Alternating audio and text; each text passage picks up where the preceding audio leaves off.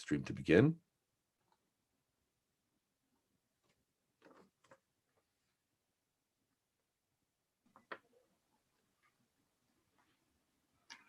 All right, it looks like we are live. Hello, everybody, and welcome to the Queen's College Sociology Department Research Workshop. I'm Joseph Cohen, and I'm here with the committee, Hongwei Xu and Charles Gomez. Hi, everyone. And today we are very, very lucky. We have an outstanding speaker for you today, our very own Professor Dana Weinberg, who is author of the acclaimed Code Green with Cornell University Press. In more recent years, Professor Weinberg has focused on digital sociology, culture industries, and the production of culture, where she became a presence in the world of fiction authors. She did some amazing work that was very inspirational to me.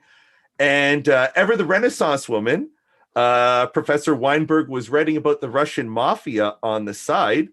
And those two passions, I guess, have come together in several ways in this research on cultural production, Russia, and security. And it's my understanding that through writing, Professor Weinberg met her colleague, Major Jessica Dawson. She is an active duty Army officer, a Duke PhD, and the lead research scientist at the Army Cyber Institution for Information Warfare Team. Did I do that right, Major? Got it. Yep. Okay, I did it. Wow, the things that I'm sure you could tell us. It's a shame that we only have a limited amount of time. I hope that we can find time to tap into more of what's going on. What sounds like a very, very interesting project. And today they're here to talk about online radicalization, information warfare, and maybe Professors Weinberg and Dawson can take it away from here. So thank you for coming. Thanks, Joe. I'm going to now share the screen so that we get our slide presentation up. I'm very excited to be here with Professor Jessica Dawson. As you said, she's also a fellow sociologist who happens to be the lead information warfare researcher for the Army Cyber Institute. And this is a very interesting joint project that we have going. What we're going to be presenting today is part of a much, much larger research agenda. We're going to be talking about our current work as well as a previous paper to kind of give you the aha moment taste of what we've been going through, understanding how we think narratives are working in influence operations. And this is the larger project is well, the talk today is going to go through this overview of the background on influence operations and cultural sociology research on narratives. So we'll bring you all up to speed with where we are. We're then going to bring you through the discovery experience that we had working on our paper on sacrifice narratives, which just came out last month in the American Journal of Cultural Sociology with the title, These Honored Dead. And then we're going to talk about a reference-based approach to studying narrative content in social media messages, which is one that we have not pioneered, but one that we very much advocate and have formalized for our own work. And then we're going to give you a framework that we did develop that we're using for understanding weaponized narrative. That's called the WARP framework, which stands for weaponize, activate, radicalize, and persuade. So we'll be going through all of those things. I won't be talking the whole time. We're going to be hearing from Professor Dawson first. But before we do that, I just want to give you a little bit of background on the project itself. As I said, this is a collaborative research project between Queens College CUNY and the Army Cyber Institute, which is located at the U.S. Military Academy at West Point. So we also have some colleagues there who are working with us. And we also have colleagues at the U.S. Naval Academy. And just the disclaimer, nothing in this presentation reflects the views of our institutions or the Department of Defense or West Point or the Army. We're here as free agents and academics. So I'm now going to turn this over to Professor Dawson to talk to us about the background on influence operations. Hi, so thanks for having us today. I think it's always fun to get back into the practice of doing academic talks and thinking about this stuff in terms of really grounding it inside of our discipline. As Dana pointed out, we came together on this largely, or not largely, but because of her background on like studying Russia with her Russian her mafia novels, because we in the DoD and writ large kind of took our eye off the ball when it came to foreign influence operations. We used to have lots of experts in the field when it came to Russia, and we really pivoted after 9/11 into looking more at Middle East and Islamic terror.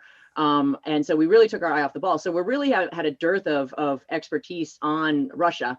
And the 2016 election was really kind of a big wake-up call to the American community writ large about what was going on and what Russia was doing inside of our geographic boundaries in a lot of ways.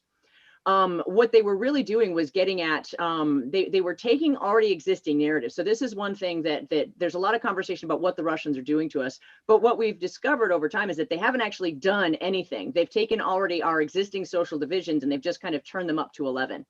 So they know us really well. They've been studying us for decades and decades, and a lot of their techniques stem from the old Soviet KGB techniques.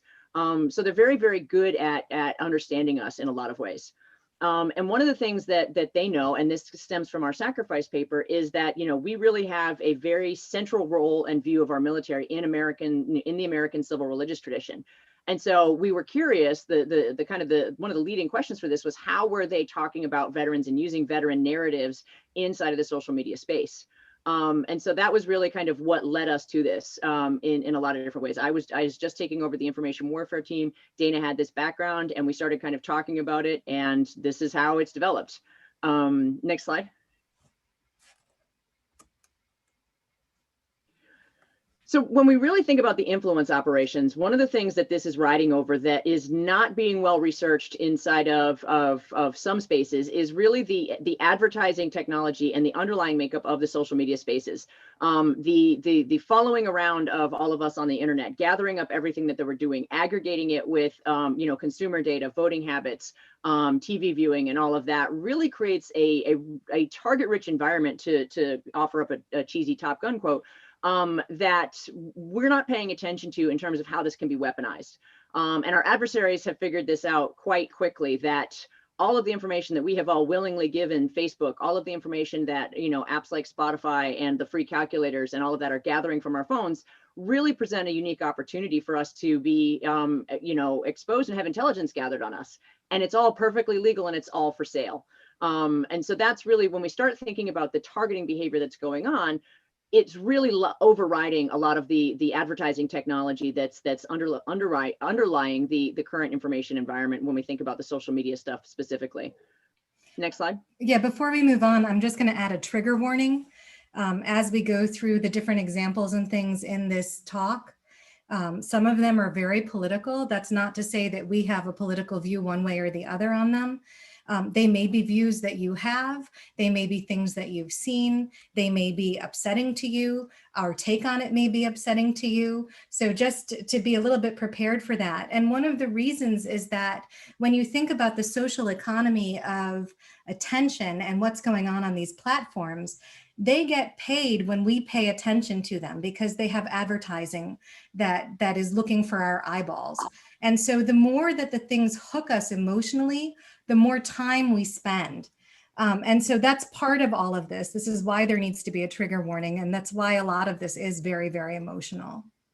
Yeah, that's an excellent point. And some of the stuff that we've been researching on this is even worse than some of the social media stuff. So I think that's an absolutely relevant piece that we are not staking a claim on this one way or another. We're pointing out these existing narratives and how they're being weaponized.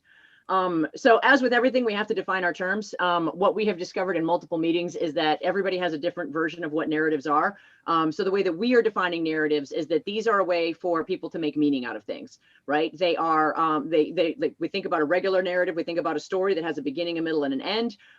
There is a sequence of events that makes a point, usually a moralized point in some cases, and it helps us understand the world. It helps us understand scripts of self, but also in relationship to the culture that we are a part of. So we are focusing primarily on narratives based in kind of Francis Paletta's work, really thinking about this as stories that give us a cultural sociology perspective on this. Slide. Yeah, and we're also talking about the rhetorical piece as we start to talk about the way that the stories are shared. So, yeah. One of the biggest things that we've discovered as we've been going through the narrative stuff is the way that these things are elusive. And what we mean by that is, so if we start talking about, this is a real, David and Goliath scenario, right? Everyone recognizes that reference that grew up kind of in the West, right? This idea of the underdog taking care of, or of beating like this insurmountable odds. In Christian and Jewish faith traditions, it is more of having faith in God to help carry you through. So these narratives do is they reference other narratives. There we go. Sorry. They're pointing towards stories that the audience knows. And so if we use, for example, a David and Goliath narrative, right, it's going to mean something very different to a secular audience per se than to a religious audience. And the religious tradition is going to have sort of a different take on it as well. So we can see these key words pointing to these larger stories. It's not just the thing that's being encompassed isn't just in the meaning of the word itself. Narratives also very much gather their power from their ability to point to these other narratives, these other deeper stories that as Arlie Hushall talks about, they feel true, right? They don't have to be like literally true, but they feel true. They resonate in a lot of ways. And sometimes just invoking like a protagonist or a villain is enough, right? So one of the things that we've consistently come across in a lot of this is this idea of corrupt elites. And these elites have betrayed the nation, or they have betrayed Main Street, or they have betrayed the soldiers. Like there's all of this kind of long running story in American history about corrupt elites. And so you can say, elites, and that is going to have an influence on whoever you're talking to. The question is what is that influence, right? And that's why knowing the stories and knowing what these stories are referencing is an important additional layer to understanding what it is that we're seeing. And so it's not just, the keyword elites, it's what are those stories underlying that is pointing to. And these core stories really kind of wrap into like any nation's like kind of, or groups kind of core stories. What are those core stories that are central to their sense of self and relation to the world? And it really encapsulates ideologies and values. You can think about these narratives kind of loading together. So we have a lot of different stories about something that point to a larger underlying story. For those of you who are more quantitative, you can think about it almost like a latent factor underlying what's going on. So these really, when we think about the role that stories have, right, these are very much social. Like human beings are like, I don't think there is any society that exists that doesn't tell stories in some way, shape, or form. We know that stories are fundamentally a social activity. They're not just individualistic. And so if something resonates with you online or in real life, it's tying to how you see yourself. It's tying to how you see yourself in relation to a group. And it's a lot of times we think that what's happening here is it's less about persuading potentially, and this is an unknown. It's less about persuading people to like change sides. More so, it's about invoking these boundaries to remind folks of quote what side they're on. Especially when we start thinking about kind of the sort of the binary nature of like the American civil discourse right now. Next slide. So when we think about how these things work together, right? So we really kind of have mapped this into sort of this process that we think, right? So something is going to resonate with you. You're gonna like if something resonates, we think that it's going to have some sort of an impact. You're either going to like something, you're going to share something, or even if it really resonates, it's going to move you into real world behavior.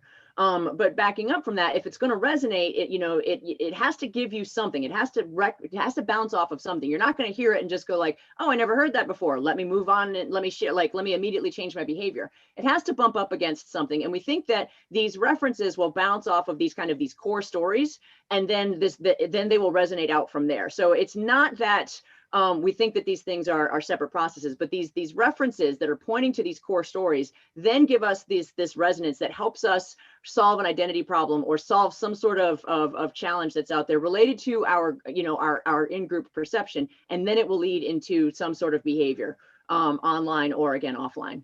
Yeah, so one of the keys to the work that we're doing, and it'll become even clearer when we talk about the WARP framework, is that very much we're thinking not just in terms of individuals' responses to the things that they're exposed to, but about that in the context of the groups to which they belong. So when we're interpreting these things, you know, because the stories are elusive and because they're playing on these emotions, we're interpreting them not just as single individuals, but in terms of the memberships or the ways that we think about our identity in relation to other people. So it's not just this atomized kind of individual out there thinking about morality kind of thing. We're really playing on group dynamics as we think about these influence operations. Are you ready for the next slide? Yeah, please. So this gives you sort of the background framework of what we're like building on with this. Next slide. So when we think about sacrifice narratives, one of the things that I'm sure all of you have noticed in the political environment, like if we think about the Colin Kaepernick protests, right? How like this reference to how dare you kneel for the flag, you're disrespecting our veterans, like this sort of reflexive reaction there. And a lot of us in the veteran community were like, wait, this doesn't have anything to do with us. And so it really took kind of some like really digging into like what's going on here. And so when we think about what that's invoking, right, that's invoking a sacrifice narrative. And this is something that is very deeply embedded in American society, where veterans literally offer up their lives, you know, soldiers and veterans offer, and I use soldiers here broadly to cover all aspects of the military, not just the Army. So my fellow Marines and Air Force folks, please don't think I'm leaving you out. But I just use that term all encompassing. But when we think about this sacrifice narrative, there is something in the American civil religious tradition that gets at this kind of deeper idea that we do have some sort of special relationship with the Creator, and that our sacrifice, our blood sacrifice, really does have an effect on the nation. Like we sacrifice and so that the nation can be reborn. The archetypical reference to this really is the Gettysburg Address in sort of the modern era. Right. And I don't want to like dive into like too deep into this, but when we think about what he's saying here, what Lincoln is saying here, it's very much consecrating the battleground at Gettysburg, and he is offering up a story of a promise of a new nation from the sacrifice there. He says, you know, 77 years ago, our forefathers brought forth to this continent a new nation conceived in liberty and dedicated to the proposition that all men are created equal. He says, now we are engaged in this great civil war, testing that nation, and any nation so conceived, so dedicated can long endure. We are met on a great battlefield. We have come to dedicate a portion of that field as a final resting place for those here who gave their lives that a nation might live. That is a very strong allusion to like the Christian sacrifice narrative surrounding Jesus, right? But like this is very much using soldier sacrifice to consecrate this nation.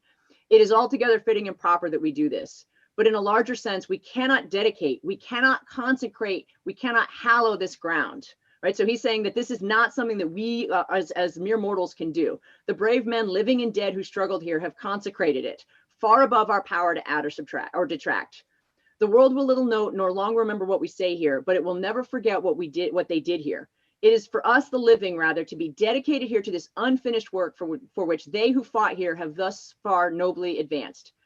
It is rather for us to be dedicated to the great task remaining, that from these honored dead, we take increased devotion for that cause, to that cause for which they gave their last full measure of devotion, that we here highly resolve that these dead shall not have died in vain, that this nation under God shall have a new birth of freedom, and that government of the people, by the people, and for the people shall not perish from the earth.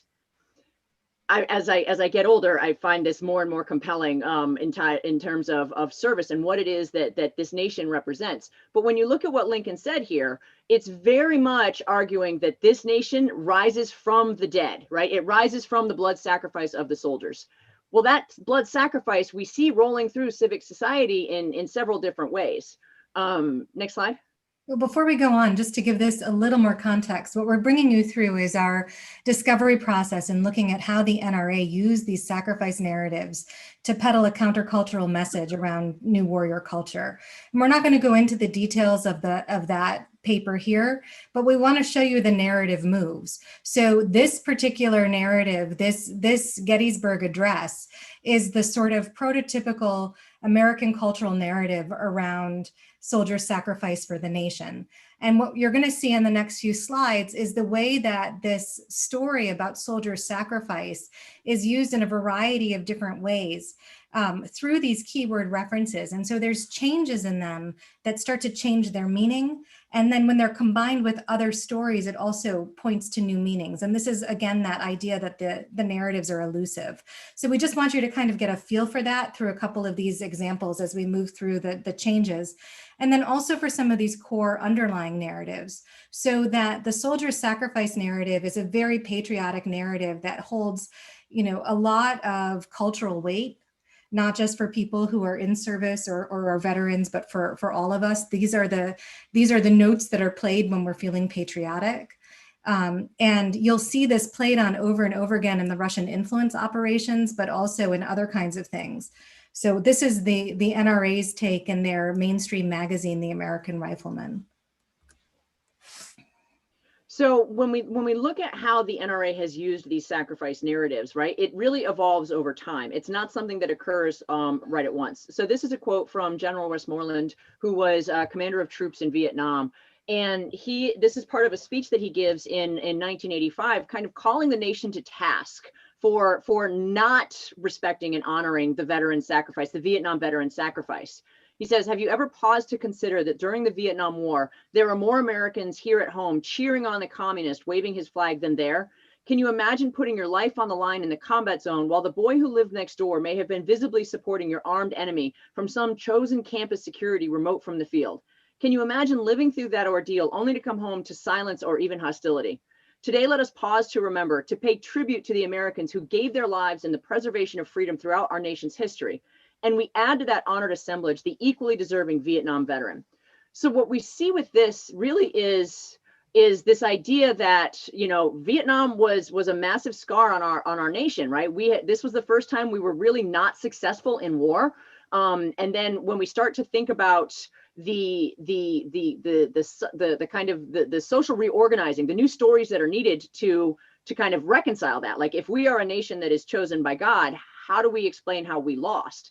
And one of the narratives that comes out of this, that arises out of this, is this narrative of government betrayal, that we could have won in Vietnam had the government not tied one hand behind our back. And this is not just an NRA script, but this is a very large cultural script across the board. We see it rising up in what James William Gibson calls the new warrior culture, which we're not going to go into much today, but we really start to see this narrative of government betrayal, especially of the troops, starting to stick in the late 70s and early 80s. And it's something that's been carrying on. And we see this playing out in a lot of the Russian influence operations. Right. And as we go to answer the central question of today's talk about how did anti-vaxxer moms end up at protests with these militiamen, this is one of the narratives that plays a key role in it, this narrative of government betrayal. The other thing I just want to point out before we move on to the next slide is that you can see that we have a couple of terms here in bold. These are the ones that refer back to the sacrifice narrative. They're words that would also have been used in the Gettysburg narrative. Right. So they tell you that we're invoking this idea of people of American soldiers who are giving their lives to preserve freedom for the nation. Yep. Next slide. So when we think about how the NRA has shifted this narrative, right? So one of the things that they did was they expanded this sacrifice narrative to encompass other actors in society, other members in society. So this is a quote from Wayne LaPierre, who has been in various leadership positions in the NRA since, I think, 1992 is when he finally stepped in to the leadership role. So year by year, sacrifice by sacrifice, link by link, lives of men and women in deeds of honor. That precious chain binds us to the founders of this great country, whose vision gave us the Second Amendment to the Constitution of the United States and all of the freedoms that it stands for. So even though he's using the word sacrifice here, right? he doesn't explicitly invoke soldiers, right? It's implied, it's definitely alluded to, right? Like when we hear the sacrifice, we think about soldiers, we think about the military, and we think about this deeds of honor as relating to military, but it's implied, right? Because it's not explicit, it opens the aperture in a lot of ways to bringing in other folks that may have sacrificed. And also you'll notice that he mentions the country, but the emphasis here is very much on the Second Amendment as the core value of America. Yep. Next slide. So when we think about the way that they're changing this, again, so we're using this idea of sacrifice, right, as something that restores the nation, and we're watching this narrative shift over time. And one of the things that they started to do was to start to bring in this sort of anti-government patriotism. We know in the 90s, we started to see the rise of the militia movement, and a lot of the militias tend to position themselves as constitutionalists, as folks that are defending the real freedoms of the Constitution. And so this is a quote from Wayne LaPierre and Chris Cox, who was the leader of the NRA's Institute for Legislative Action. And you can see that we're kind of moving through time, right? So we start in 1985, we have another quote from 1995, and now we're at 2009, right? So to win the battles that are surely headed our way, we are counting on your strength and your courage, every bit as much as our nation has counted on the service of our brave men and women in uniform who have pledged their lives in battle. More than ever before in your life or in the life of our nation, you need to send a message to every member of the U.S. House and Senate, every federal judge, and every entrenched gun-hating bureaucrat, every legislator in your home state, and every enemy of freedom that you're standing tall with the NRA for the next 4 years. As Charlton Heston said, it is we the people who rule this country, not the politicians and not the media, and we will protect our cherished freedoms. Standing together, we will prevail. It's very interesting moves that happen in this right now. So again, we see the invocation of the sacrifice narrative, right, of the service and the sacrifice of our men and women in uniform, right, who've pledged their lives. But then the next list is of a list of folks that work in government, that are elected officials, and it's very much standing against them. So he's done this invocation of the veterans who have, pledged their life for the nation, and then they have positioned these members of the government as not of the nation. Well, as enemies, so it's as enemies of freedom. Say again? They're enemies of freedom. Right. So we see that they've managed to shift this story. They invoke the sacrifice narrative, but then they lay out folks that are actually perceived as enemies of freedom. And they're positioning themselves in the NRA as the defenders of this freedom. Right. So again, we can see how the same narrative, sacrifice narrative, can now be pointing to very different stories. Next slide. Also, just to point out, and this is a move that you'll see, I don't know that we're going to talk about it too much here, but in some of our work on the Russian influence operations and how they're using military narratives, one of the things that happens is that they take these sacrifice narratives, and it's almost like putting a halo on one side so that you can smear the other. And that's exactly what you see here in the NRA's move. That we the people who are for guns in this particular case, right? We're the ones who are honoring that sacrifice of the soldiers. We're the true patriots. And these government politicians and others who are gun-hating bureaucrats are enemies. And the narrative is used to show that, to point to those relationships. So again, coming at this from a group point of view, if you're speaking to an audience that is, pro-gun rights, now you're telling them these are the sides that people are on. This is the reminder of what side you're on, the side of soldier sacrifice and patriotism. And we're going to draw a line between us and these politicians who don't agree with our ideas. And we also see the delineation, and I don't think we're going to go into it too much here, but we see this changing usage of freedom, right? So there's this idea that freedom comes with like a civic republicanism, small r, and this idea of civic obligation, right? So that your freedom comes from being a member of the community versus this individualized conception of freedom, this hyper-individualized conception of freedom. So we're using the same word to talk about two very different relationships with the community, either being bound to the community or free from the community in some ways. And that reference, that word reference to freedom and what it stands for changes depending on which stories are also alluded to or referenced in the message. Next slide. So here we'll see an example of that. So we think about this in terms of signposts. It really helps us understand where they're positioning themselves. So these are these cultural markers that they're pointing to.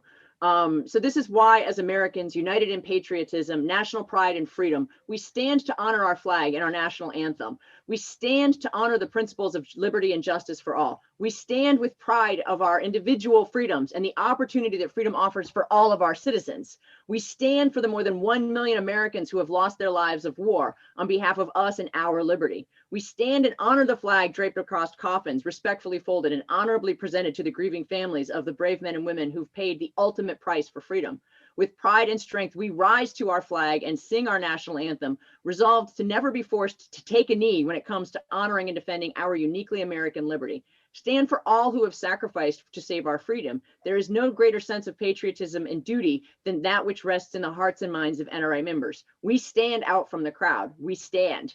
Well, what's he talking about here, right? So again, he's invoking the soldiers, but this reference to standing is absolutely referencing Kaepernick and the protests of kneeling before the national anthem, right? He doesn't have to say a word about the football. He doesn't have to say a word about police brutality. What he's done here with this constant refrain of stand, right, is tying the standing to the sacrifice, what that flag represents, the sacrifice that the flag represents, and basically drawing a very clear delineation of this is what we do and this is who we are. We're not this other side. He doesn't even have to reference the other side in many ways. He can just invoke who we are on this side, if that makes sense. So hopefully so far you've kind of got this idea. We've got these terms that are moving us through different, different things. And you can see how the same keyword references are leading us to invoke these certain stories in our minds, whether the story is told in full or not. And so that's sort of the starting point. And then also just this idea of how you stack the references in your messages point you in one direction or another. So we want to look very closely at what's in company when we're starting to look at the narratives. And if you understand that, then everything else that comes after is just based on that simple intuition. So here we have a depiction of what we mean by moving from keywords to these larger narrative references to these core stories. And this is just a more formalized way of thinking about it. The examples that we've pulled out here, there are so many others as well, but we're just going to keep playing with these as we start to try to understand the reopen protests, which were the topic of our paper that we circulated, and how it attracted very, very different groups. These anti-vaxxer moms who are very concerned about the safety of vaccines for their children, together with these armed militias that are ready to, in this particular case, as we've later learned, try to kidnap a governor and take her to court, basically, for her crimes, her perceived crimes against the state. So what you see is that there are, and these are just a couple of examples for these larger narratives. You probably can even think of more off the top of your head. And they're just, here to give you a sense of things that you've probably been seeing on Twitter or Facebook, these words that have a lot of power. And when they come, they're not just keywords, they're actually references to stories that you know, or that other people know, that then start priming us to start thinking about our group membership. So, you can think about this COVID conspiracy, whether you talk about it as a pandemic, a plandemic, or a China flu, are all kinds of things that point to which side you're on certain issues. There's ideas about Bill Gates being behind having the World Health Organization call it a pandemic so that he can then be involved with the vaccines and inject all of us with 5G and microchips. So there's all of these conspiracy theories, which are also narratives that come along with these things. Burn your mask is a very powerful set of keywords around, whether you really need to worry about these health issues or not, about what happens if you don't wear a mask, about standing up against mask wearing and, expressing your own freedom. And so there may even be more than one story that's attached to these different phrases. And that's part of what we're working through also. But what you also see is that they roll up into stories about larger things. And so if we come back to our military narratives and thinking about that quote from Westmoreland about the poor soldiers who came back from Vietnam and were dishonored both by the government and by the college students with their cushy existence, what you see is that we have a very deep, powerful narrative growing since the 1970s, the late 1960s, about the betrayed military. And you see this playing out, even when Trump took office and was taking aim at the Khan family, and even at John McCain, right? That, there was this question about who was being honored and dishonored.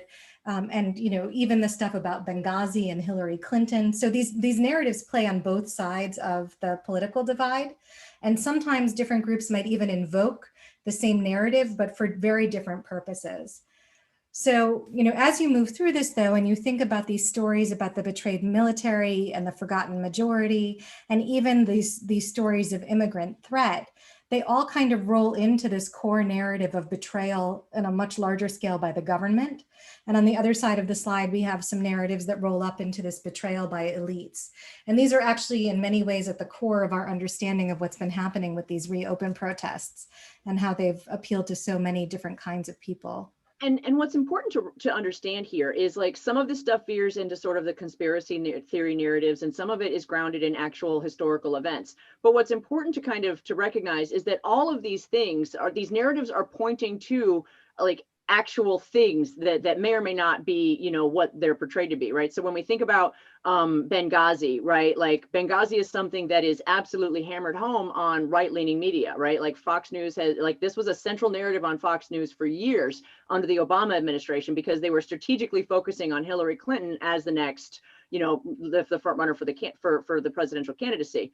But when we think about, some of these issues, like the forgotten majority, right? Like coal miners are struggling. When we look at transitioning the economy, they are going to lose their jobs, right? Like, so when we think about, like, it's not just stories that, like, we think are just there, they're overriding, like, other social concerns. And with conspiracy theories, there's usually an historical prior or something else that you can kind of point to that gives it a little bit more credence, except the lizard Is people. it the feeling of truth, even if it's not true? And again, when we're thinking about these narratives, it's about the feeling more than it is about the information that they're providing. Here's just an example for you to see these same narratives played out. So we've got these ones on betrayal by elites here. These are pulling up on the Hillary Clinton stories related to the basket of deplorables comment that she made about Trump's followers, which often also gets referenced together with a comment that Obama made regarding Americans with their Bibles and guns. And so what you see here is just a playing out in visual ways where the terms are used as well. And so we have the memes also invoking the stories. So in that first one, we've got our forgotten majority coal miners together with Hillary Clinton. I'm so above those deplorables. And so here's the betrayal by the elites of the forgotten majority. And when we think about, like, the meme, like the hold the line patriots, right? When we look at the founding narratives about this country, right? It was this ragtag group of to quote Hamilton, this ragtag group of volunteer soldiers in need of a shower, right? Like, but there was this idea of standing up to a corrupt government, to standing up to, a corrupt elite. So they're building on long running narratives. These things resonate. They resonate with different audiences in different ways. Okay, so now what we have here is our sort of narrative network in a lot of ways. And what you can see is how the edges kind of line up around these different kinds of things.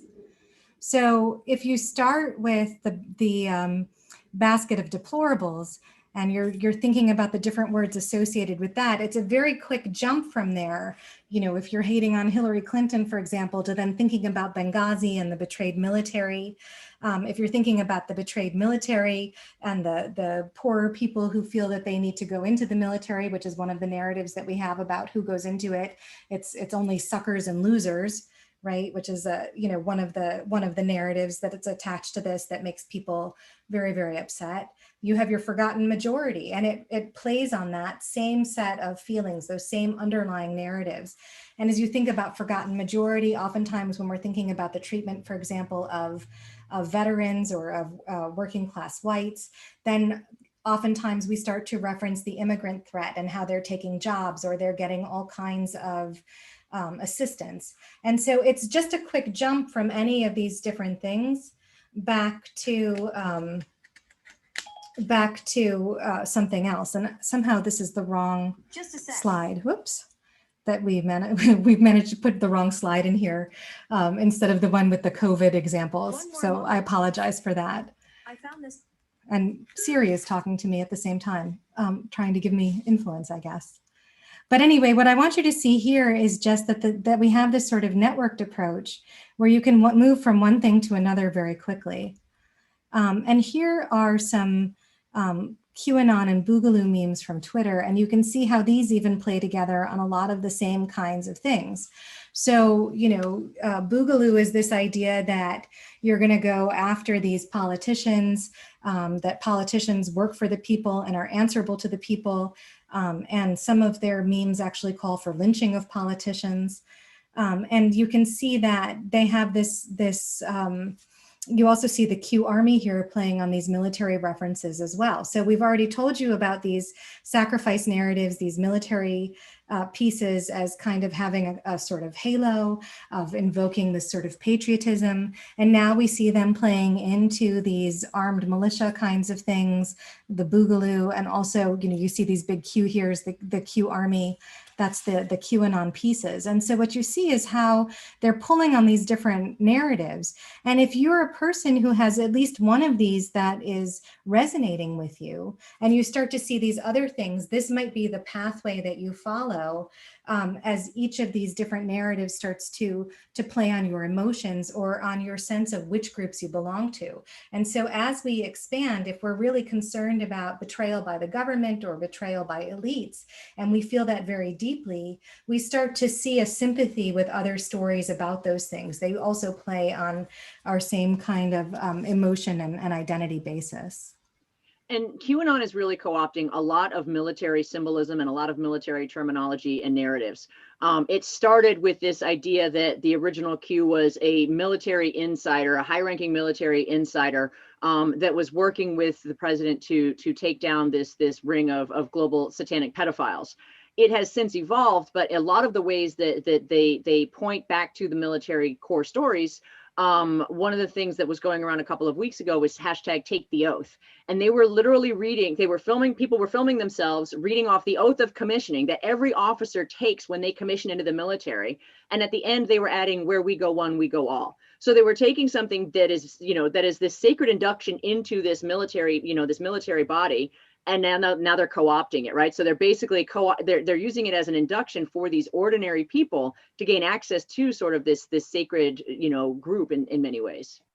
And I have to say, you know, being in the military, I think that when we started this project, Jessica was very aware of the different kinds of military narratives, and you know, as they would come up, she would have a certain sensitivity to them. And through working on this project, I am constantly amazed at how frequently now I see all of this stuff invoked in all of these different examples. So it may have seemed strange to you in the beginning that we started with this sacrifice narrative. You might have thought, well, I don't really come across it that often. But as you start to think about this and to look at the pictures, you're going to realize, and even when you get on Twitter this evening, that these issues around patriotism and freedom and democracy, which is the big one now as we worry about what's happening with the vote and what will happen with the election next week, that we actually are invoking these narratives all the time, and probably some of the ones that are most frequently invoked. And certainly in our study of the Russian influence operations, of their million-something tweets that were in English over the time period that Twitter was tracking them, more than 16% were about these military narratives. So this is definitely something that's really precious to us and to our understanding of our own identities. And it's right there for being utilized to influence us. So as we think about these narratives, one of the things that we've been thinking about is what drives people to action. Why is it that when we're in, you know, we have these messages on social media, we're in our sort of little echo chambers where we keep getting more information about the things that are like us. We get connected to other people who are like us. And what takes us from pointing and clicking and maybe even commenting on our computers to going out to vote or joining a protest or even to kidnapping a governor? What is that pathway where these stories or these messages are influencing us? So we've already given away part of our punchline, which is that we think that the narrative content of these, which you see through the references, even in the 140 characters of a tweet, is part of what's making them so emotionally powerful. But then there's even more to what's going on. So we've already talked a little bit about group identity. Now we're going to move to talking about narrative weaponization. So there's a lot of different ways that groups use narratives, and in the sociological literature, there's a lot of conversation about how social movements will use them to engage people and activate them. And so not everything about how we use these narratives to influence or persuade is bad, but when you look at it going to the extreme, that's where you start to see how these things can be weaponized. And so what we've been seeing just, in the country at large, since we've all been home with the pandemic, and we're engaging more than ever, I think, on social media, and we're looking at these different stories, you can see the evidence of polarization. You can see the undermining of our democracy. You see many individuals becoming radicalized, and we also see an increase in violence. And so we believe that this has to do not just with the messages themselves, but with the narrative content of them. And we've developed this framework, which we call the WARP framework, which looks at how narratives are kind of sent out. What is the purpose when somebody is using a narrative? Why are they deploying it? We look at the group identity building projects that are behind that action. Are these groups recruiting people? Are they trying to just get a message out so someone will follow them, so later they'll have another chance to recruit them? Are they trying to shape their identities, redirecting the things that they care about? Are they reinforcing the boundaries between this group and another group? Maybe they're trying to tell them about how another group is their enemy and threatening to annihilate them. And ultimately, they may be trying to radicalize individuals to get them to act in behalf of the group. We also see that there's, in the lower left-hand corner there, the activation, the individual response. A lot of the research that we've looked at has either looked at how the narratives are being used, or it's looked at how individuals respond to narratives, but we actually believe that both of those things are important to look at. A group may have a desire to recruit and radicalize, but not everybody is going to pick up what they're putting down, so to speak. And so why is it that some people are more sensitive to these things? What is it that makes somebody move into this space? There's a lot of individual factors that may be involved in this interaction with these social groups. But we're looking at these different kinds of responses that individuals have. And so if you think about your own experience in social media, it starts with following certain kinds of news or certain people, maybe to liking the different things that they're saying in a public kind of way with your emojis. You may find that you're agreeing with them in comments. If you go even further down this road, you might be arguing in favor of this. We've got Thanksgiving coming up. This is where family dinners can become very interesting, as people take not only I agree with this, but now I'm going to defend it and even preach it to others, which is part of the amplification. It's sharing those messages and ultimately acting on the information. So there's a lot of different steps that people can take, and you'll find yourself, in various steps along the way if you think about your own engagement with these things. And then we have the rhetorical strategies of persuasion. So in the sacrifice example that we were showing you, we showed you how they load up sometimes the same narratives, narratives about similar things, where they're sort of building a pyramid or a stack of them. In the Kaepernick example, they're taking narratives about one thing and combining them with something that's very different to then act as a signpost or give a different kind of message. And you'll see that there's a whole host of these different rhetorical maneuvers. This is just the list that we have so far, and we got very cutesy with the, the letters here, partly because we wanted to be in conversation with another framework that's used called the Ben framework, which looks at message content and how it's being pushed by different actors, as well as the community maneuvers that are being used to go after adversaries and to amplify certain kinds of messages. So this one fits right in with that, except here we're looking at the narratives and how they're being deployed. And so what we're looking at is the role of narrative in radicalization and polarization. And it allows us to look at the way that narratives are strategically being used for different ends. And what we're doing that's a little bit different here than what we've seen so far is that we're treating the narrative references, which we've talked about in those, the way that they're building up to these stories. We're using them to also look at these networks of narratives. And we're looking at the linguistic maneuvers themselves as part of the method of persuasion. along with content and style of delivery. So we're really getting into the rhetorical aspects of the narratives at the same time that we're engaging with these ideas of narratives as speaking to cultural pieces, as cultural narratives, and also to these individual pieces as scripts of self. And we're looking at both the collective identity building projects of the groups, as I said before, and also at the individual responses. And finally, it's very tempting to think about this as a linear process. Many of these groups, when they're trying to get new members, talk about slipping red pills to normies. That's a reference to the Matrix movies where Neo takes the red pill and his perception of reality is forever changed. And so these groups talk, very openly about this and explicitly about trying to induct new members and sensitize them to the truth. And so it's very tempting to think that, you take your little step and you go down the rabbit hole and you go deeper and deeper and deeper. But it turns out that it may not actually work that way. And that's one of the things that we're looking at. And part of the reason for this is when you sign on to social media, it's not that the information is being fed out to you in a trail of breadcrumbs. You come onto Twitter and the whole buffet is available to you. Any of these different kinds of narratives deployed for different purposes, if you start following the timelines or if you're on Facebook and you get into one of the groups, you may see all of the information there. All of these different messages, and which ones you engage with and how and at what point has a lot of other things that go into it.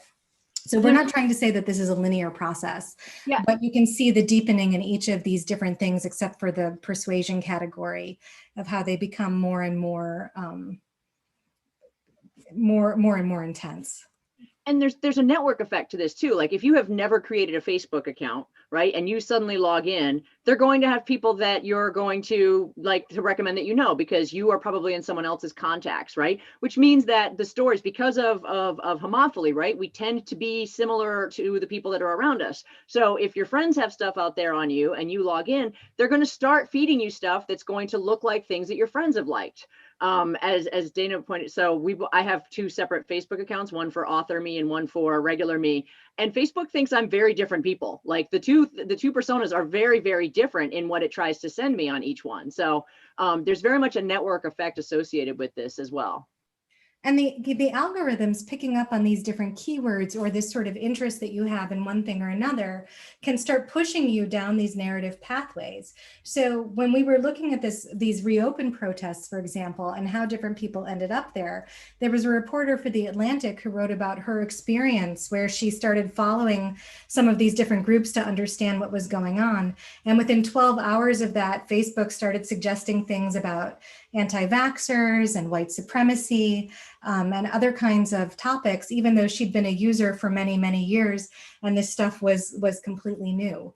So, part of what's going on is also these algorithms linked to these economics of attention that we talked about earlier, that is making it possible for many of these narratives to start getting even more attention than they might have otherwise, to connect people who might not have been connected before.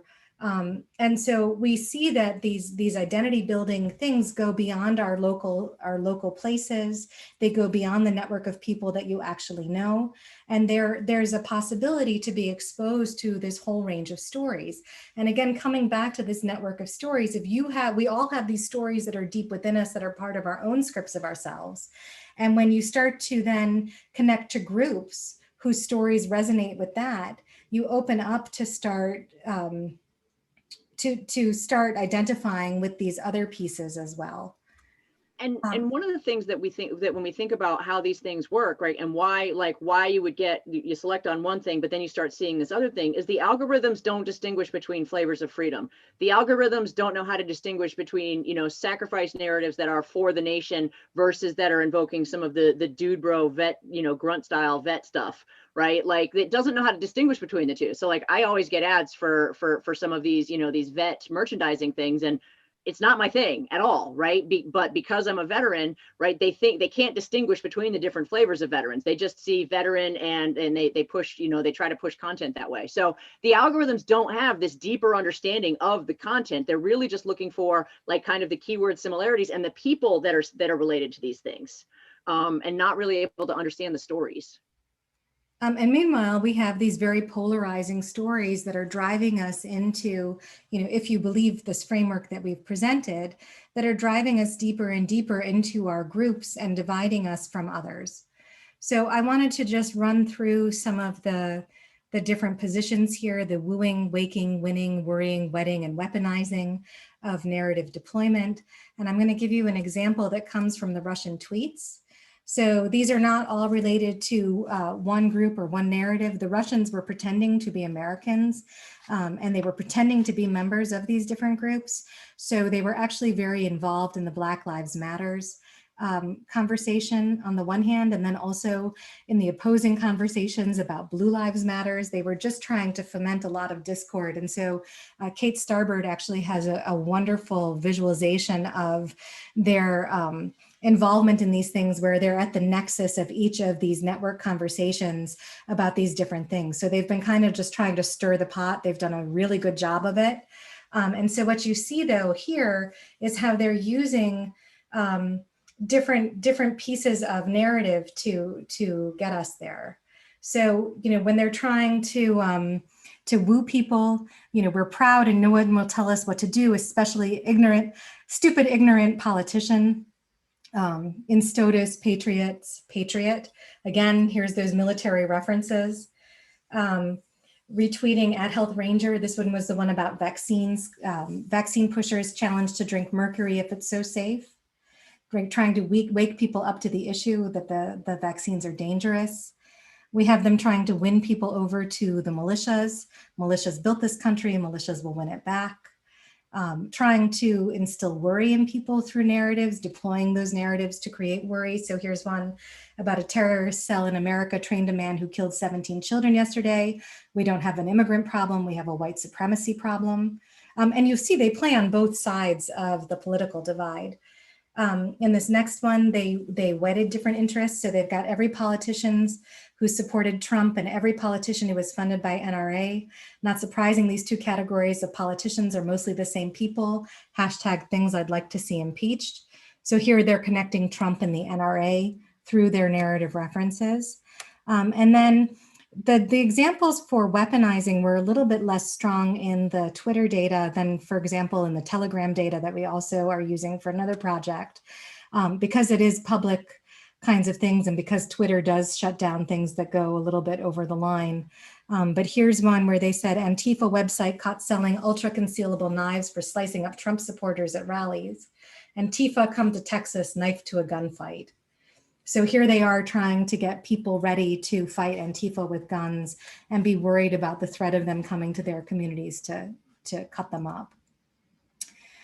You can also think about these collective identity building strategies or projects that groups have. And I already kind of went through these, but I'll show you the Twitter examples of them. The first one, again, playing on our sacrifice narratives, pulls up Memorial Day and says it isn't about alcohol and barbecue, it's about the soldiers that died to protect our freedoms. So if you're patriotic, if you're a member of the military, if you're against rash consumerism, all of those things, this is meant to play on those emotions and make you start to be interested in the things that this storyteller or that this group are involved in. Here's one where they're recruiting people. I would rather take care of 10 homeless U.S. veterans than 50,000 migrants, illegal aliens. How about you? So trying to get you to respond to this with this narrative. And then here's a reward for people who support our troops, who love this country and appreciate the sacrifice of our vets. Thank you. So there's a thanks. Sometimes you'll see it's other kinds of encouragement, or it might be a shout out or something. Then you have the redirect, the this is what we care about kind of move. So this one is Obama spends $65,000 on each illegal alien who hates us and nothing on vets who fought for America. So if you're a good American, you're going to care about the vets and you're going to be angry at Obama for giving our money away to the illegal aliens who are trying to hurt us. Reinforcing is when you really draw that line between your group and another group. This is very much in that boundary marking tradition. So here's one. This is why so many are taking the knee. Cops are not thinking about our country or the national anthem when they are abusing their power. So here's another take on that kind of thing about this betrayal by people working for the government. In this case, it's the cops. And so this is in favor of taking the knee, but also using the national anthem and patriotism as part of that defense. So you can see how the narratives are starting to play out in all of this. Then there was the risk. This is the risk of annihilation from the other group, the way that they want to come after you. So in today's news, neo-Nazis win Illinois GOP primary. A white supremacist murders Black folks in Austin with mail bombs. An unarmed Black man is shot and killed by police in his own backyard. This is Trump's America. So if you're a Black Lives Matter sympathizer or activist, this is meant to show you how these groups are going to come after you, and if you don't do something or you don't worry about this, it can threaten the entire group that you care about. And finally, radicalization is engaging people enough that they're willing to take action to defend the group. And so this one is a QAnon quote. You can see the hashtag there, and it says, "Never give up your guns, fight, fight, fight, because once we lose them, we're just the walking dead." So here's a gun rights piece, and yet the hashtag links it to QAnon, which is also, this whole set of narrative references. And I'm not going to go through the different persuasive rhetorical strategies, but if you guys are interested, all of this is laid out in the paper that we circulated. I know that we're starting to run short on time, so I just want to get you through to the last part of this, where this is where we're headed with our research. We've put in a $4 million grant to the Department of Defense to look at these networks, to look at the narrative networks, to collect these catalogs of narratives that are being used so persuasively, to track them across platforms and to really understand who is responding to them and why. And so you can see that for each of these different parts, the weaponization, the radicalization, the activation and persuasion, there's different sets of questions that we want to understand about how they're landing. And really, we want to do this to be able to break the cycle of influence. We're all susceptible to influence. Again, some of us more so perhaps than others. And understanding why that is part of this defensive strategy. But then also, how do we get around these narratives that are starting to pull us apart, to turn us against each other, to start to unify the country and have, a greater sense of shared identity that way? Because we've become very, very tribal in our time away from each other while we're at home during COVID, and perhaps even before that. So our takeaway points here are just that foreign and domestic groups are leveraging compelling narratives about salient social issues to influence us. We've talked a lot about the Russians, but our homegrown groups are doing this very much as well. And whether benign or malignant, these operations work at the intersections of our cultural values, our group collective identities, and our individual identities. And we need to examine the compelling narratives that are driving people to action, and not just the network of interactions. When we look at network theory, oftentimes we're looking at where communication is flowing, but we're not looking at the content of that communication. And so we're very much arguing for, really looking at the narrative content that's going through these messages, and then also looking at the networks of narratives that help to understand why certain groups are attracted to different things. And just as another, for example, we were very surprised to find in the yoga community that there's a deep white supremacy link as well. And it doesn't necessarily make sense that you've got these yoga enthusiasts and vegans and hippies who are also pushing these white supremacist ideas. And it also, when you start to look at the narrative network, starts to make sense about these issues about, for example, purity, that's starting to link these different things. Studying narrative adjacency helps us understand how people are lured down the rabbit hole and move from one interest group to another. So you can see how, if you're concerned about your body and what's going into it, and your body is a sanctuary, it's not so far then to start moving to these ideas about racial purity that might underlie some of that. And then finally, one of the things that we're very much advocating, which shouldn't be news to this group, but seems to be news to others, is that sociology should have a place at the table when we're looking at influence operations. We've been continuously surprised as we go to different meetings where people are talking about influence or cyber social warfare or about narratives to be some of the only sociologists present. And yet we think that this work about, thinking about group identity is part of the key to really understanding how we've been played. Do you have anything to add, Jess? No, I think that this is really one of the important pieces that the broader intelligence community, because America tends to be so individualistic, we tend to focus on psychological aspects of these things, and we're focusing on the nodes as opposed to really looking at the content and the stories and the group identity that's there. So every time we've presented, as Dana said, we've gotten lots of positive responses, and Dana and I are continually shocked that like we're offering up novel things in these different forums. All right. First of all, wow, what a terrific presentation. Hold on. Dana, can I get you to turn off your screen share? Yes.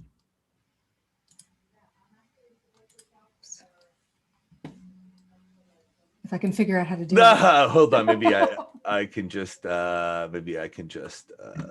it is. All right, wonderful. Okay, so first off, wow, what a terrific presentation. I loved it. And we're going to open up there's been some great exchanges in the chat window already, and we're going to open up the floor. Before we do, I want to get a very unimportant question out of the way that I think some listeners will get hung up on, even though the information was present, just to foreground it. Can you please give us some example of a liberal cause that fits this mold, or something, just in case there's somebody who's partisan and is like, wow, these are just academics bashing on Trump again. Can you maybe just give us an example of a liberal cause, just so we can get past that and move on to something interesting? Yeah, I mean, so when we look at this, some of the tweets that we put up there were absolutely geared towards liberal audiences. And the Russians, for example, were exceptionally good at integrating themselves into Black Lives Matter communities. Yeah. As a matter of fact, it was several Black women technologists who were sort of the canaries in the coal mine, pointing out that like there was this hashtag, your slip is showing, back around 2015, where these women were identifying folks that were pretending to be Black because they were speaking, they were attempting to use, African-American vernacular, and they were like, these folks are not real. But we've absolutely seen them doing this on the left and on the right. And they very much are, they have a longer history on the left, especially in Black nationalist communities. I mean, the Black Panthers were a communist, kind of communist group. So there is a longer history of Russia being able to get into some of these groups. So they understand the left a lot better in a lot of ways. They're still sort of learning their way through the language on the right. We just happen to pick the right-leaning ones right now because we've started to see a lot of the movement in COVID is really seeing this coalescing of a lot of these ideas. But like anti-vaxxers, right? Like we know that there's a strong population of anti-vaxxers that are highly educated, that are typically more left-leaning, and yet they're still showing up at some of these movements with like some of the militia folks, which tend to be more right-leaning. So it's those joining narratives about individual freedom that are really sort of one of the linkages there. All right, I have a question from Charmaine Thornhill. She wants to know, what can people do to prevent themselves from getting pulled into these rabbit holes? Is there something that consumers of this stuff can do? One of the things that you can do is watch your emotions. So what happens is that you get these kinds of information coming at you. The narratives hit this emotional chord, and you stop thinking logically according to the psychological research, right? And all of a sudden you've got this visceral response where it's us against them. And you're thinking about your group. And, you can think about this, whichever side of the news you're on, you're watching it and it's the Republicans are trying to steal the votes. No, the Democrats are trying to steal the votes.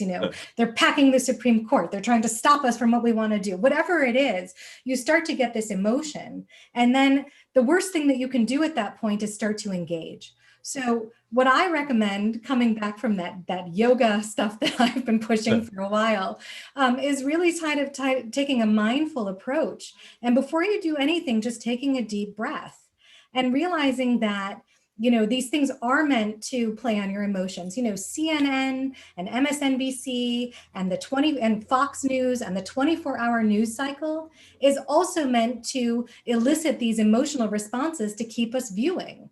right? There used to not be, I mean, I'm old now, but there used to not be a 24-hour news cycle, right? It came on at 6, it came on at 11, and after that you were done. But here there's this constant, everything is breaking news, everything is so serious, it's all meant to wind us up.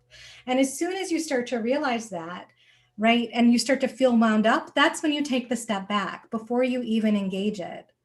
And it could be that these narratives are going to be really, really enticing to you and persuasive in their way, but you want to be able to think through it so that you're acting on your own because this is what you want, rather than because someone is pulling the levers and manipulating you.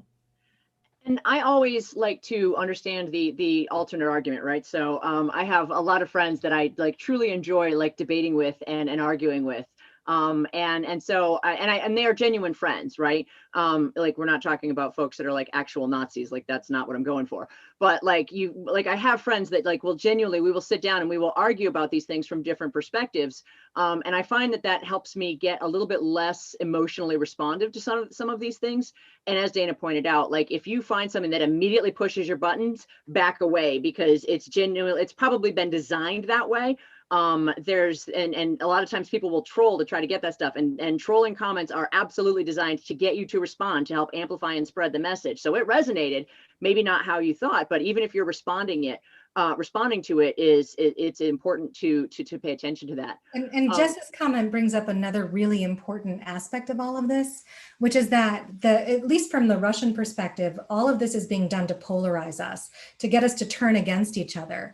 And so what's happened is that we've stopped talking to each other. The middle has kind of fallen out. If you think about those network bridges that would allow people to talk to each other, or even if everything that you do I perceive as a threat to me, I can't then engage to see your side of things. And so, really trying to enact that empathy and try to understand where the other side is coming from is part of reversing this polarization and recreating those communal ties that it's so easy to lose as we're just sitting here staring at our computer screens. And that's a lot harder. That's a lot harder, easier said than done in a lot of ways, because our communities tend to be so homogenous, because our workplaces tend to be so homogenous. It's actually difficult to find folks that may disagree with you substantively. So it really takes a lot more work, but I think it's really valuable. And also another way to look at this is also slower media, right? Like I make it a point to, read The Economist. It tends to be a little bit center right and a little bit more free market, but it's slow media and it's not as hyperbolic, right? I like to take a breath on things and kind of think through before I kind of take a position, because every time I've reacted with anger or something, it's been, oh, I didn't think about this other thing, right? So it's like always try to back away from it. And genuinely trying to understand where these other perspectives are coming from. And I know the current election cycle is incredibly polarizing, but there are legitimate perspectives that, when we look at, the way that the economy is being restructured, they talk about, oh, the economy grew. For who? Right? Because there were lots of folks in America that have been left behind by this. Folks that have seen their parents being successful and seeing their chances eroding, right? So it's really a case of trying to understand what these issues are and how do we develop a national rhetoric and a national story that pulls us all together as opposed to continually pushes us to the fringe.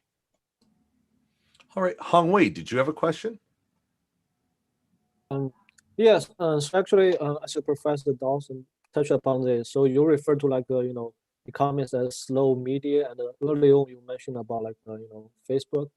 I was thinking, well, how does the social media, the technology fit in this? Because if let's say back in, I don't know, 20 or 30 years ago, right? Maybe we're being polarized, and then I would, there's no easy way for me to find another person in my tribe who lives like I don't know, on the West Coast. But now with all the modern social media technology, I could easily just unsubscribe Economist, New York Times, or whatever, and I just go to Facebook looking for a group who, like, maybe it's a bunch of militias living in, I don't know, like somewhere like in the Midwest. Well, I mean, we forget that it feels good to be validated, right? Like that's part of the reason why all of this works, is because it feels good to be part of that tribe. It feels good to be part of that group and to have your opinions validated and held up as this moral exemplar, right? So we forget that it feels good. So we're actually asking you to like take a step away from something that feels really good, right? But like we really do all need to step away from the brink there, and really think about where are we getting our news? How are we being informed about this? Because you're right, people have been able to be radicalized in the past, right? We absolutely had the white power movement before social media. We saw the polarization in America really start kicking off in the early 90s, right? So there's definitely other ways to do this that's not just on the social media space, but in the current environment, really paying attention to the manipulation and to the attention economy, and trying to back away is really critical. And it's funny, I took Facebook off my phone. I've uninstalled Instagram. I've signed out of everything, so it's not even able to kind of follow me as well around on the internet. And it is acting like a jilted lover in so many ways, where it's like, hey, this person posted, you should check it out. Hey, and it's trying like everybody in my circle to try to get me to log back in. And I'm like totally taking a break until at least after the election. But it's funny how they're really trying to draw you back in, because it feels good. It feels good to talk to people that agree with you. It feels good to have your opinions validated. So we're actually, some of the stuff that we're arguing for is to step away from something that feels really good. Another way to think about this, though, is when we think about the words that we're using, right? If we're going to start talking like patriotism narratives, right? We actually have to tell a story that ties patriotism to service to community. We can't tell a freedom story without being very explicit about the service that it's tied to, right? Because if we just use the word freedom, other folks can hear it and think this radical or this atomized individual freedom, as opposed to this freedom that comes from being a part of the group. So we've got to really be careful of the stories that we're telling, as we're thinking about, how do we stop this? Awesome. I can totally relate to that, because I sent off my like Facebook, Twitter, but after not reading all the news articles on NPR or New York Times all day long, at night when I'm alone, I feel the urge to look at a YouTube channel about like one talk show bashing about the current election issues, and then there's a recommended like a video clip where it's been just pushed to my browser automatically, and it's kind of like I'm addicted to it. Well, and no, the but that's by addiction design. is a huge part of it. So not only is there the reward when somebody agrees with you or likes your post or whatever it is, we get these little charges out of that. But then also when you start engaging this stuff, you feel like you're part of a group. Your group might be under attack by another group, but you have that sense of belonging, of this sense of threat even, right? Which is getting us into that state, that aroused state of, fight or flight. We're not relaxing at that point, but we get addicted to the drama of it, right? Yeah, and so there's a whole cycle. And if you're finding that you're having trouble sleeping, which many people are, part of it is because we're winding so much, up at night in that quiet moment where we're like, oh, let me just check my phone. Let me just look at what the news article of the day was. Yeah. Okay. Question from Gary. How is race woven into these narratives? So I think when we look at, it's focusing specifically on the Russia stuff, when we look at their influence ops, they're very much positioned in racial narratives, right? This, part of the white power kind of narrative is that there are people who get their rights from God, and then there are people who get their rights from the 14th Amendment, right? And those two groups are not the same group of people. And so when we start talking about citizenship, we can be using, again, the same words. And if we're talking to folks that think about citizens in terms of rights from God, they're going to hear and tell very different stories than if we're talking to folks who think that these people get their rights from the 14th Amendment. So race is absolutely bound up in these stories. In a lot of ways, race ends up being invisible in some of them because of the way that the white supremacy power structures work to make whiteness invisible. But there's very much tied to this. When we look at like the immigrant threat and some of the narratives around immigration, that is very much centered on a narrative of to be American means to be white. Right. And it ignores the historical reality of all of the immigrants that have come to this nation that have really helped contribute to the building of it. Right. So it's very much bound in it. Some are more explicitly, overtly invoking race than others, but it's very much there. All right. I have a question. Some of the techniques that you describe, they look a lot like, classical strategic communications, right? You take a target audience's core values and you sort of emote what they believe in and mix your brand up in there. But it seems to me that the real difference here is the centrality of the enemy. And I was wondering if you could comment, like, how central is the threat, the enemy, the out group to this strategic? I would actually just frame it the other way, that what's central is the group, and what helps us understand us is that we're in opposition to them, that it's one of the ways that we really highlight that boundary. So the outgroup is very important, not because the outgroup itself is important, but because it helps us see ourselves as part of the in-group. And the other piece to that too is never before have we had the ability to do many-to-one broadcasting like this that is absolutely micro-targeted. Every one of us on this channel is a sociologist and an academic in some way, shape, or form. And I guarantee that if we all go to YouTube, we're going to all see very different messages. So the ability to gather information on all of us in public, widely available, publicly, for sale data, and target us individually is really historically unprecedented. So it's very much tied to this idea about us. And all of the information that's out there on us. So it's much easier to peel us off from the group individually and pull us into these other rabbit holes, as it were, than it used to be in a lot of ways. So a big part of this story is not just the narratives and the way that they influence us, but the selling down the river of our own privacy, and how that's really very much being used against us. By these different groups. And, sometimes it's an unintended consequence of something, but other times it's really being used in a very explicit and strategic way to, get us to do things. And, sometimes we think about this, it's like, oh, well, what's the big deal? It's just a marketing campaign, right? And, so they're sending me a commercial. Well, you can think about some of these narratives that are being thrown your way. Also in terms of a marketing campaign, and just like a marketing campaign that's trying to get you to go out and buy a certain product, it's trying to move you to action and trying to identify with a particular brand. So there is a lot to learn from the marketing literature about influence, but then there's also a lot that we should be aware about in terms of privacy policies and who has our information and who can pay to access it.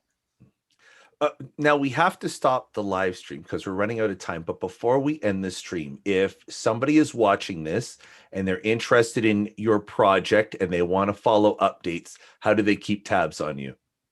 I guess it's a loaded question in the context of this. What social media or outlets can they look you up? I'm not on social media in a meaningful way with this sort of stuff. It's really smart.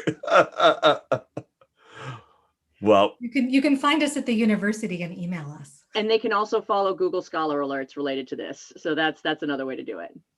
Wonderful. Professor Dana Weinberg from Queens College, Professor Jessica Dawson from West Point. Thank you so much for joining us. It was just a really amazing presentation. Thank you for having us. Very much. Thank you for